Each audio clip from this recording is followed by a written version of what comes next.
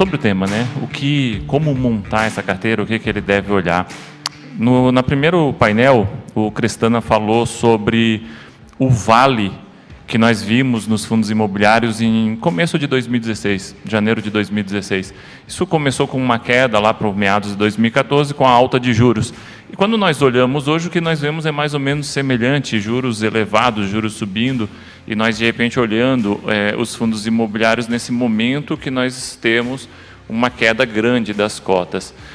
Eu gosto, no entanto, de ir um pouco além dos juros.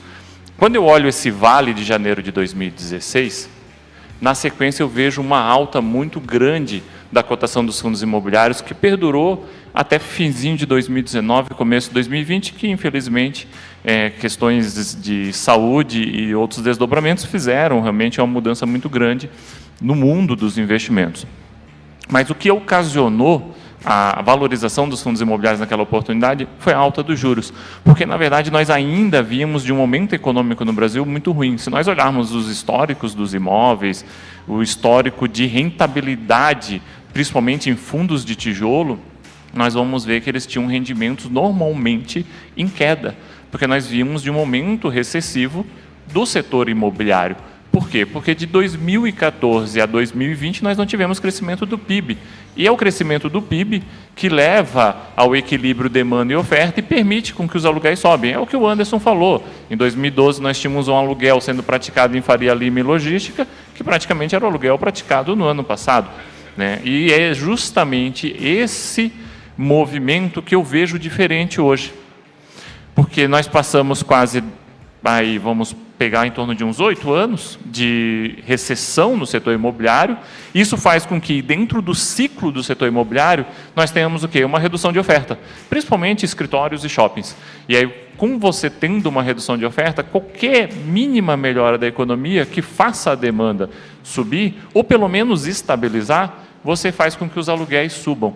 Então, mesmo que nós não observemos hoje uma queda dos juros, então, digamos que a expectativa é que a inflação continue persistente por algum tempo, que esses juros permaneçam em patamares, de repente não em 13 e alguma coisa, mas em patamares ainda alto por mais algum tempo, isso não significa que nós não vamos ter uma melhora dos fundos imobiliários quando eu olho para fundo de tijolo, porque você já vê hoje com muito mais facilidade os fundos de tijolo repassando inflação para o seu aluguel.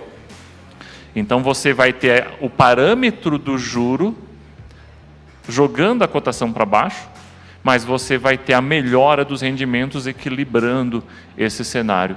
E por que eu falo tudo isso quando nós falamos em montar uma carteira, né?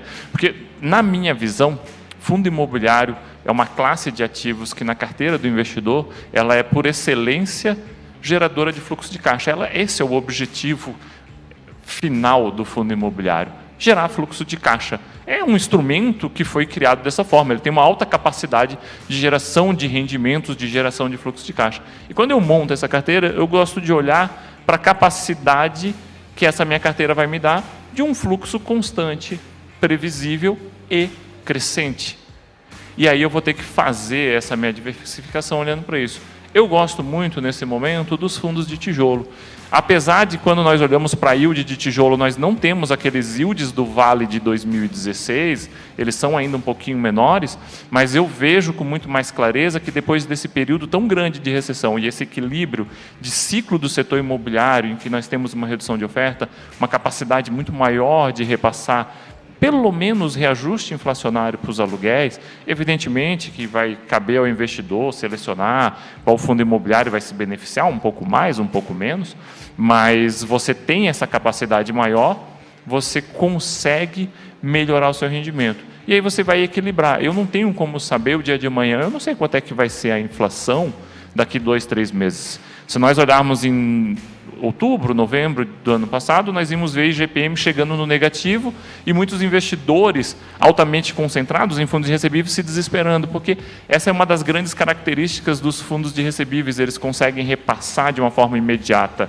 a inflação para os seus rendimentos, enquanto que o fundo de tijolo ele tem como premissa básica acruar, ficar internamente do seu patrimônio aquela inflação, que é o que o Anderson falou. Eu só vou conseguir captar isso se eu tiver um crescimento do PIB. Se o PIB não crescer, eu não vou captar isso, mas em algum momento eu consigo captar. E aí você tem o quê? Você tem justamente os fundos de recebíveis repassando melhor essa inflação. Eu não sei como é que vai ser o dia de amanhã, então você tem que formar uma carteira diversificada com as diversas classes, porque nesse momento beneficia-se quem tem fundos de recebíveis, mas no médio e longo prazo, e muitas vezes até podemos falar 2 anos, os fundos de tijolo já começam a sentir essa melhora que nós vamos ter dos repasses. Então, a grande sacada do montar a carteira é você realmente conseguir ter uma carteira equilibrada, mas você saber entender também essa dinâmica que você tem de diferente entre fundos de recebíveis e fundos de tijolo. E aí um ponto importante, os fundos de recebíveis são, sem sombra de dúvida, o grande destaque dos últimos 2 anos. A indústria de fundos de recebíveis aumentou algo em torno aí de uns 250%, mais ou menos, se nós pensarmos em FIIs. Por que isso acontece? Por causa justamente dessa capacidade de repassar a inflação, o olhar muito forte ainda do investidor de fundo imobiliário apenas para o yield, sem conseguir entender a captação de geração de valor na valorização do imóvel, mas nós não podemos esquecer um ponto importante. Os fundos de recebíveis são um grande destaque dos últimos 2 anos, 2 anos e meio pela inflação. Essa inflação continua existindo, essa inflação continua valorizando os imóveis, essa inflação segue aumentando o custo de reposição desses imóveis.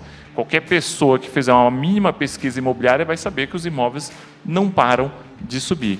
E aí, um olhar atento para os fundos de tijolo que possam captar essa inflação vai beneficiar muito a sua carteira nessa visão de um instrumento que vai te gerar fluxo de caixa constante, previsível e crescente, pois eu estou incluindo um elemento que vai ter essa capacidade de realmente crescer essa renda, e os fundos de tijolo entram muito bem nesse cenário, e é onde realmente eu gosto sempre de destacar. Isso não significa um versus outros, mas a composição adequada da carteira.